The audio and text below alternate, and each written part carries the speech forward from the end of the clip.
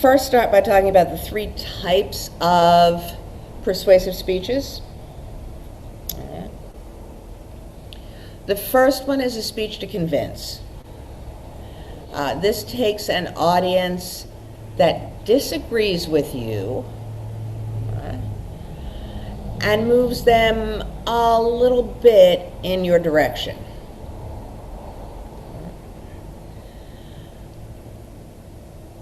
As the slide says, know what your audience believes and why they believe it. Please be respectful of your audience. I say that because very often an audience that disagrees with you is at least a little bit hostile to what you have to say. And I think we've talked about this before, but just as a reminder, you don't want to push the audience off that cliff where they stop listening to you. So the minute you're not respectful, the minute you say, I don't understand how you people can believe what you believe, my God. Right? Then you get that not listening response where the arms go up and the people sit back and they look at you like, did she just say that? Did she really just say that? And the minute their minds go there, they've stopped listening to you. And if I'm repeating myself, I'm sorry, but it needs to be said. Once they stop listening, you can't get them back again. You can apologize, you can make excuses, you can try to explain yourself. Right? But they're not listening, so they're not hearing any of that. And at that point, your speech is over. Now, I talked about this before, I'm pretty sure, around language choices. Okay? But it's a much broader topic than that. You can't push your audience to the point that they stop listening. If you do, you might as well just walk away. It's over. Okay. And the third thing here, don't expect miracles. Okay. You can't take an audience that disagrees with you and flip them 180 degrees in most speeches. You can't take a bunch of racists and suddenly turn them into anti-racists in one speech. It's not happening. Okay? You've got to know them well enough to know how far you can take them, okay, and no farther, because they'll stop listening. So let me see if I can move this computer a little bit. I'll give you maybe a taste of what I'm talking about.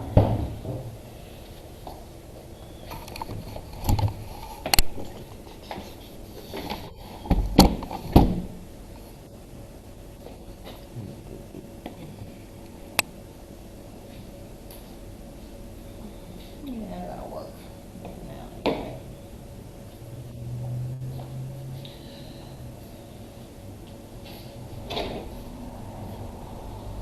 Let me get my head in the shot.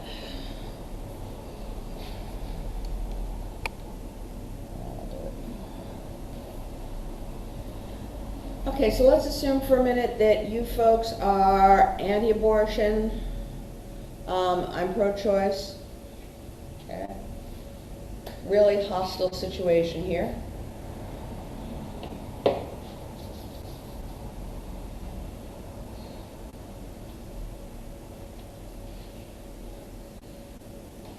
First of all, I want to thank everyone here for inviting me to speak. You've opened a door, and a door that's been closed for what, 40 years now? I think it's been that long since our side and your side have had a conversation. It's really a brave and welcoming request that I come talk to you today. And to respect that, I'm not going to try to talk you into our position. I'm not going to talk to you about when life begins. All I want to do today is talk a little bit about conception. Now, we all know how it works. Sperm, egg, meat, okay? Travels, it meets in the fallopian tubes, forms what's called a zygote, okay? A cluster of undifferentiated cells. We're not talking here about anything that has an identifiable spinal column or fingers or a skull, just a clump of identical cells. And it travels through the fallopian tubes for the first 3 days, and you have 2 cells, and then 4, and then 16, and eventually that zygote will attach to the uterine wall, start taking nourishment, and then we call it an embryo. But while it's in the zygote stage, the woman may expel it. It happens a lot. For whatever reason, Mother Nature says, we're not doing this time. The zygote goes through her system and out, and she probably never knows what happened. It's nature. I'm sure there are women here who thought to themselves, oh, timing. I might get pregnant. And they didn't. And chances are that zygote just went out through her system. What I really want to talk to you about today is, are you 486? The morning after pill? Because what that does is it forces that zygote out of the woman's system. Something that might have occurred naturally anyway. It forces the woman to expel the zygote. And I want to talk a little bit about women who are standing in that line at the drugstore getting hold of the morning after pill. Because these are women who know, even before they know that they're carrying a zygote, that they can't possibly get pregnant right now. Right? That it just can't happen in their lives for whatever reason. I mean, maybe they don't have money, maybe they don't have a partner who wants to be involved, maybe they don't have family support, maybe they're just mature enough to know they're not mature enough to carry an embryo to term. For whatever reason, they know they can't do it right now. And these aren't always younger women. There are middle-aged women there too, standing in that line, women in their 40s who know that they finished their families, they are launching second careers now, that their lives are just not set up, that they don't have the stamina or the patience to bring a child into this world. And they know that the chances of having a healthy baby are much smaller at their age. So there are lots of reasons that women take the morning after pill. And they take it, as I say, when they can't even be sure that they're viable.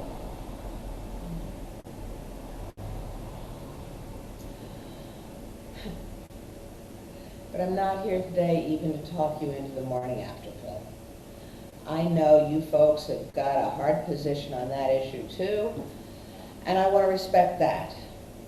What I really want to do today is invite, I don't know, 4 or 5 people from your group to have lunch with 4 or 5 people from our group. Let's continue this conversation. Let's talk about the morning after pill. After all, you invited me here.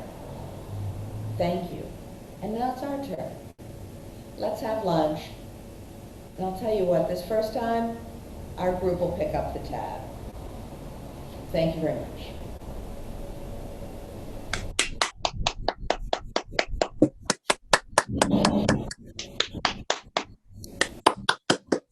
Oh, thank you. Thank you all. Um, that's a sketch of a speech. Please don't think that's a full speech. It needs research and all kinds of good things to go behind it. But it's a sketch.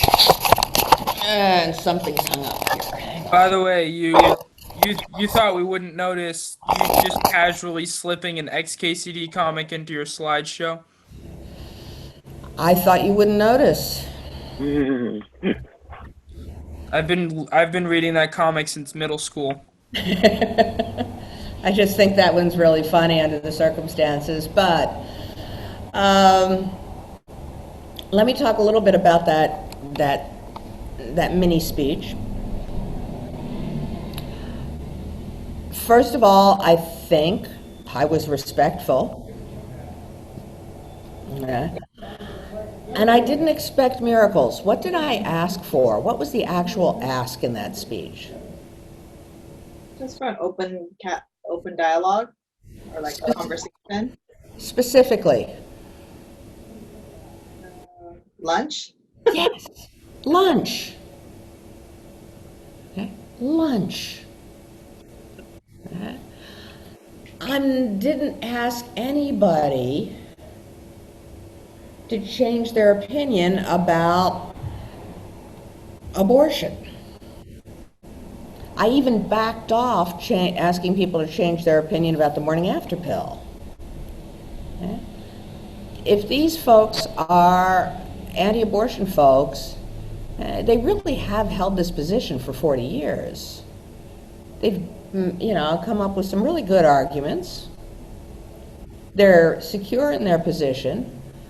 I could stand up there for 45 minutes and they wouldn't change their mind. But I think I set it up in such a way that they kind of have to agree to lunch. Yeah. And what are we going to talk about at lunch? Abortion. Martians? Abortion. I'd love to have a conversation about Martians. Abortions. Yeah. No, we're not. Well, we sort of are. Specifically, what about abortions? The reproductive rights of Martians.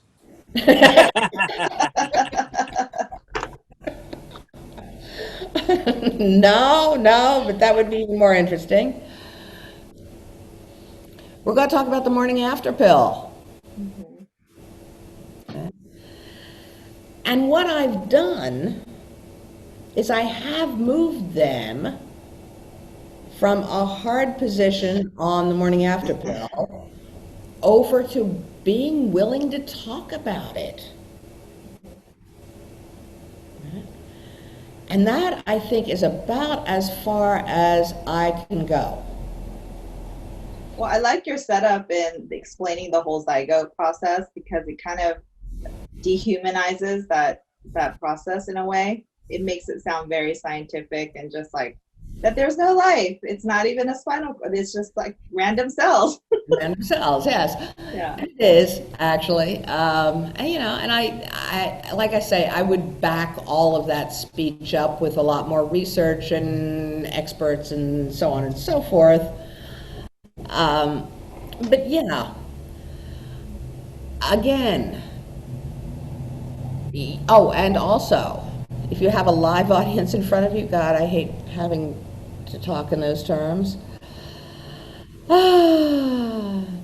If you had real people there, what you would do would be to watch them very closely. Mm-hmm. And the minute they start pulling back, you go to your exit plan. The minute you think you're going to lose them, you go to your exit plan. In this case, lunch. Yeah. So you are watching them and watching their body language very carefully through the speech. You want to take them as far as you can, but like I said, not off that cliff. And have an exit plan.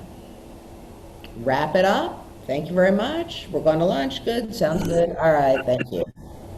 I mean, once you start seeing people not paying attention, then you start, or like, yeah, once you start seeing people pulling back and getting skeptical. Okay. You don't want to get them to the point that they're angry. What about if you're in a room where it's like lit on you so you can't see the audience very well? Rehearse like crazy. Feel you can actually, Feel the energy? yeah, yeah, you can. I believe that. And the energy is not a weird vibe. It's rustling of papers and people moving in their seats. Hmm. You know, there's something tangible going on there, but you just start feeling like in a speech with an audience who likes you, they will get very quiet and pay a lot of attention to you. In a speech with people who dislike you, they will get very quiet and they won't be paying attention to you. And there's sort of that moment of quiet where you're going, ooh, ooh, I'm not feeling like any, ooh, they're not liking this right now. It's something you gotta, feel out, and I would call that sort of advanced speaking, but that's what you're looking for, that feel. But rehearse in front of people, even people who are on your side of the equation, they can probably tell you better than, or at least confirm when you're going too far. Yeah, but you gotta be careful with these things. I know we think of persuasive speeches as big, yelling, shouting, exciting things. No, they're not. Okay, these speeches are very careful, very delicate speeches.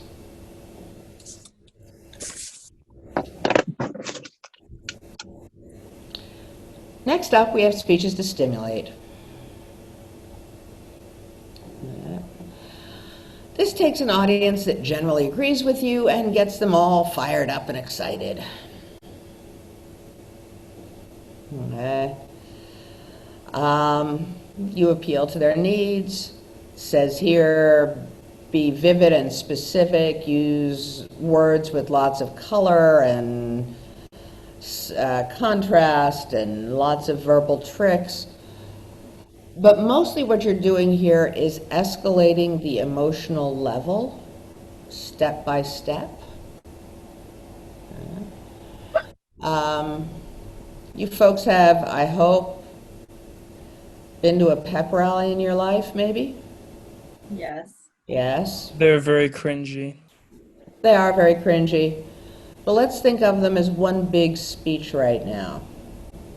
Okay, because they kind of are.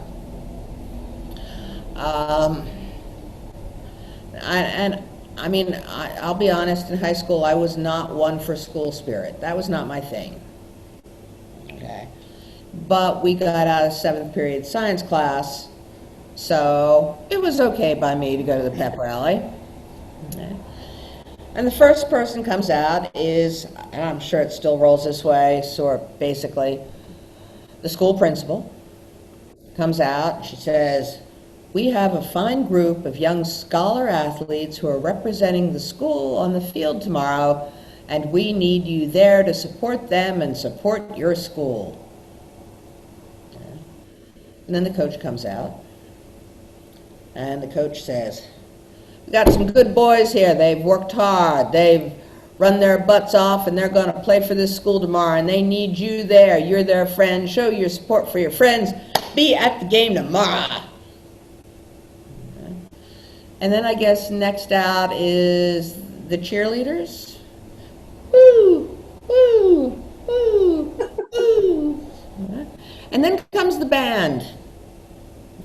Ba, ba, ba, ba, ba, ba, ba, ba, ba, ba, ba, ba, ba, ba, like that. And then comes the quarterback. In my school's case, it was a guy named Johnny Harbold. Johnny came out and he'd say, we are big, we are bad, we are mean, we are the Thundering Herd. Yeah, we are Buffalo. And you know who we're playing tomorrow? We're playing, oh yeah, the tortoises. You know what tortoises are, man? They're turtles. You know what buffalo do to turtles? They step on them. And yeah, tomorrow I'm gonna go out. We're gonna go out there. We're gonna step on turtles all morning long. And Monday morning, you come back to campus. We're gonna have turtle soup in the cafeteria. You gotta be there to see this. Yeah. I mean, he plays football, so maybe he hasn't quite grasped the concept that turtles and tortoises are not the same thing. Perhaps. Nevertheless, by the end of that, I'm sitting there going, yeah, that might be fun. I think I'll go to the game. It works. Okay, it works. And let me just say for the record, Johnny Harbold would not have made that mistake. I hate Johnny Harbold. I still hate Johnny Harbold.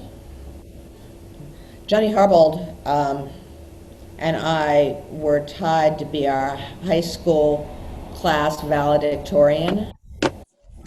Oh, wow. And they gave it to Johnny because they decided being the quarterback on the football team was better than being the editor of the school paper. Oh, man. And besides, he was a guy. Yeah. Plus, it's probably not common for a quarterback to be a valedictorian, so they probably wanted that title. I just don't know, but I still hate Johnny Harbold. Probably peaked in high school, so let him have it. Actually, the last time I heard about Johnny, he spent his life in town. For a while, he'd been the town drunk, and now he's a minister somewhere. So, still, Yeah. okay. He hasn't. And that makes complete sense to me. I've heard that one before. I still hate him. Is it just me, or does the eagle look like he's done time somewhere? Oh, that's the Philly Eagle, and yeah, he does. He's pretty bad looking. The picture is also stretched weirdly. I mean, even though it's at that weird camera angle, these people are too long. It's the eyes. The eyes are looking at me menacingly. Now it's the mouth. Okay, speeches to stimulate, folks, are way too easy, and you don't get to do them for this speech. You need to know what they are, but you can't do them. All right, this speech is supposed to be challenging, and just raising the emotional level is just too easy, and you don't have a band. And as far as I know, you pretty much need a band to do these. If you have a band, we can talk. I've always had this fantasy of having a marching band come in one end of my classroom and march through my classroom and out the back door.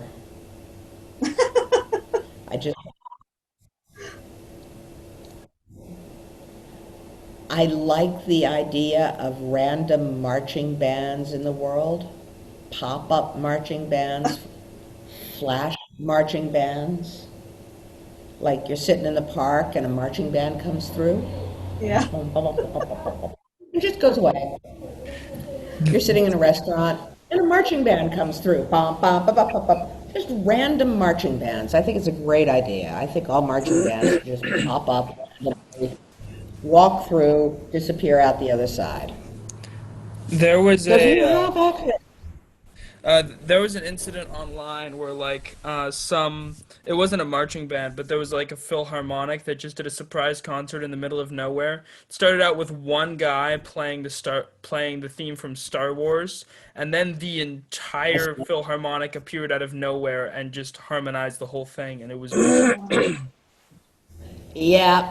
Yeah, but it's still not a marching band. I'm really only interested in flash mob marching bands. I think they should go through the library. Like I think they should go through the library. just watch the old lady librarian try to shush them. I think it'd be great. You're studying, and oh look, it's a marching band. Dum, dum, dum, dum, dum, little study break. And then it goes away. Um, I just think marching bands are kind of strange things anyway. So whatever. Strange and wonderful, not strange in a bad way. Just strange. And this is a speech to activate. This is a speech that takes an audience that agrees with you and gets them to the point that they're taking some action. Okay? They already got it that this matters. You want them to do something about it. I will do one of these for you later on, maybe today. But if your audience agrees with you, then you need to do a speech to activate. Now, a few traps here that people fall into. You cannot, first of all, do a persuasive speech if your audience has no information about your topic. And I say that because these speeches are 5 to 7 minutes long. You're going to spend your whole time informing them. And they're not going to even have a beat to digest the information before you're moving into persuasion. So make sure they've at least got some background, that you don't need to fill them in on much to get them to where you need them to be. Another trap I see is people trying to activate or trying to convince and activate in one speech. Going back to that speech for the anti-abortion crowd, please don't try to move them in your direction and ask them to contribute to Planned Parenthood. Not happening. In a speech to activate, you're going to have a call to action, something you want your audience to do, and it needs to be a real thing. Whether it's, contribute $1 to your cause, or make a phone call, or sign a petition, whatever it is, it's got to be a real thing at the end of the day.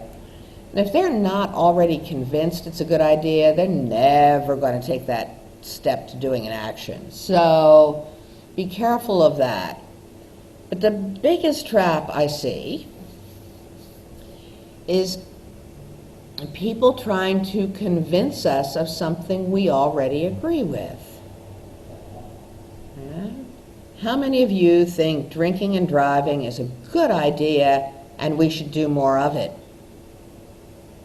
Drinking what? Drinking alcohol, Okay. or smoking weed, either way, and driving. And we should all get together and do more of that sort of thing. I'm not seeing any hands. We should just say that and let natural selection run its course. Sadly, innocent people die that way. Okay, but the point I'm trying to make here is that we're all already convinced that's a bad idea. Please don't tell us that we need to stop drinking and driving. We know that. But there may still be people in this room who do it. Your effort here in that case is to get them to stop. Okay? Don't just try to convince us. I think most people think giving blood is a good idea. Yeah, everybody should give blood. The trick is going to be to get people to actually sign up for a bloodmobile, to get them to do it. So if you're thinking about an easy topic, double check. Are you trying to convince us of something we already agree with? Don't text and drive. That one, I can tell you right now, we all agree with. And several of us, if not many of us in this group, still text and drive. So do you get us to sign a piece of paper that says we're going to put our phone in our glove box or in the back seat? Okay. Do you get us to take some action here?